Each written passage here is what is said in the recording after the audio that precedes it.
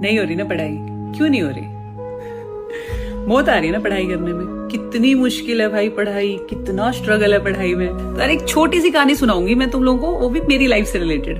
तो जब मैं नई नई यूपीएससी की तैयारी करने लगी तो उसके लिए मैं दिल्ली आके पीजी में रहने लग गई। तो मेरा जो पीजी था ना, उसके नीचे गार्ड अंकल रहते थे जिनको मैं आते जाते ऐसे नमस्ते कर देती थी। तो शायद मेरा मेंस का टाइम था और उस टाइम ना मैं लाइब्रेरी से थोड़ा लेट आती थी। तो ऐसे ही एक दिन रात को मैं आई तो मैंने उनको नमस्ते की। तो अंकल ने ऐसे ही मुझसे पूछ लिया कि और बेटा कैसी चल रही है पढ़ाई? और मैं भाई वो जो एस्पिरेंट होता है ना, जो भरा बैठा होता है, उसकी तरह भय भय करके मैंने कहा अंकल मेरी तो जिंदगी बर्बाद हो गई, पता नहीं क्यों मैंने तैयारी शुरू करी, इतना कंपटीशन है, इसमें तो होने का ही नहीं है और इतना स्ट्रगल है, आप सही, आपका टाइम सही था, ब्ला ब्ला ब्ला। और अंकल ना थोड़ी देर तो मुझे सुनते रहे और फिर हल्का सा मुस्कुराए और फिर मुझे कहते हैं कि बेटा स्ट्रगल क्या होता है आपको पता ही नहीं है। स्ट्रगल वो होता है जब आपको चौकीदारी की नौकरी करनी पड़े और आपको महीने में सिर्फ 8,000 रुपए मिले और उसमें आपको 4 बच्चे पालने पड़े। और ये सब नौकरी, ये चौकीदारी, ये सब कोई नहीं करना चाहता, पर क्या करे, मजबूरी है, जिम्मेदारियां इतनी है घर की।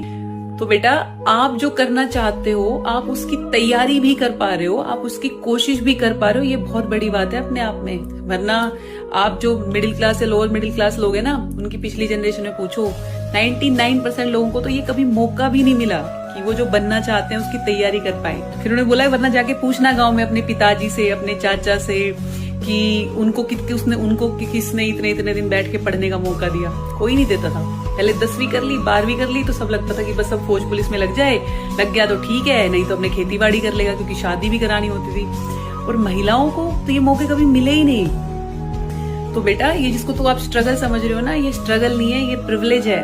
और मेरे को ऐसा लगा कि हाँ यार कितनी सही बात है यार, ये आर लकी कि हमें वो मौका मिल रहा है। मतलब सच में हमें अपने माँ बाप को थैंक यू बोलना चाहिए कि भाई शायद हम वो पहली पीढ़ी है या वो पहली जनरेशन है जिनको ये मौका मिल रहा है कि हम 4-4, 5-5 साल बैठ के किसी भी एग्जाम की, चाहे वो यूपीएससी हो, एसएससी हो, नीट, बैंक, आईआईटी, उसकी तैयारी भी कर पा रहे हैं। सही में बहुत बड़ी बात है यार, हम बस इसको फॉर ग्रांटेड ले लेते हैं। तो भाई अपने माँ बाप को थैंक यू बोलो और इसको स्ट्रगल मत समझो, इसको जान पे मत समझो कि मौत आ रही है। सबसे आसान काम है। कल को जब नौकरी करने जाओगे ना तब पता चलेगा कि ये कितना इजी था। एक कुर्सी पे बैठ के सिर्फ पढ़ना है, सिर्फ पढ़ना, ठीक है? तो खुश रहो और दिल से पढ़ाई करो यार।